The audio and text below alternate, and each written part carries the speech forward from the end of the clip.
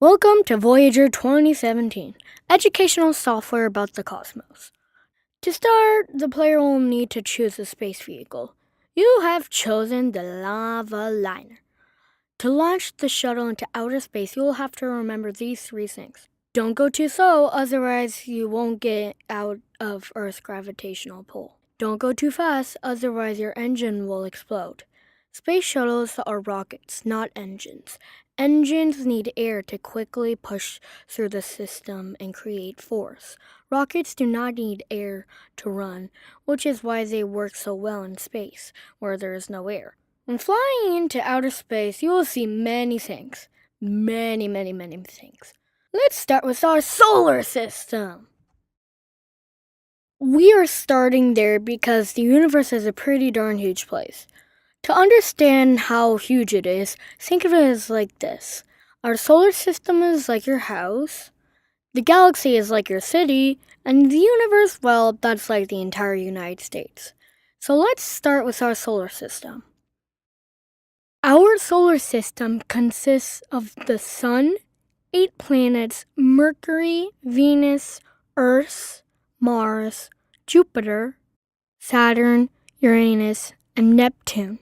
And we used to consider Pluto as a planet, but not anymore. But I left it in the game because I feel bad for Pluto. What did he do? Not his fault. Anyway, back to the game. Let's start. Choose one place to land on. You have chosen the Sun. Game over.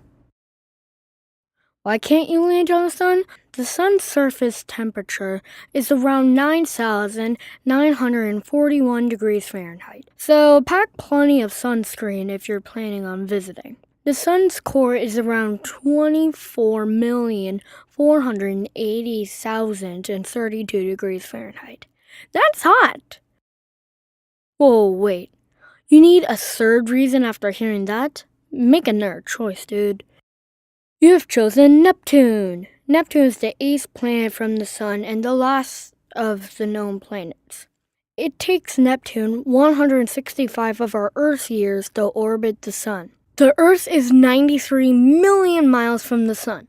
Neptune is much farther. It is 2,793 million miles from the Sun and 2,700 million miles from the Earth. When you are playing the game, you will remember these facts about Neptune. The climate on Neptune is extremely active. Neptune has an average surface temperature of negative 353 degrees Fahrenheit. Neptune has other super cool facts that will come up as the player plays the game. Aside from exploring planets, a player can also learn fun facts in my game. For instance, when flying to other planets, you have to remember it takes time. For instance, how long does it take to get to Saturn? That's a great question, and it happens to have several answers. It's kind of like Waze or Google Maps. Depending on the route you take, it could take different amounts of time to get to Saturn based on how you travel. Why such a huge difference in flight times? The first thing to consider is whether the spacecraft is launched directly towards Saturn or if the spacecraft is sent towards another outer space objects to use their gravity to slingshot itself to Saturn. As you can see, the answer to how long does it take to get to Saturn lacks a simple answer. But just so you understand, it's not a quick trip. There are lots of other cool facts like that in the universe. Like, how long does it take for us to see a star's light? Well, that depends on the distance to a star from Earth. Our sun's light takes 8.3 minutes to reach us. The next nearest star is Proxima Centauri. It is 4.24 light years from the sun, so its light will take 4.24 years to reach us. The farthest star to be discovered is 112,900,000,000 light years away. So it will take that, or in fact has taken, that many years to reach us when it was discovered on April 29th, 2009. Mind blown, right? What are some other obstacles our player can run into in my game? What are the chances of navigating an asteroid field? Do you remember in The Empire Strikes Back when C-3PO told Han Solo, Sir, the possibility of successfully navigating an asteroid field is approximately 3,720 to 1. Is that true? Well, first, never tell Han the odds. But if you did, the truth is that you could fly pretty darn crazy through an asteroid belt in our solar system probably thousands, if not millions of times, without ever hitting an asteroid.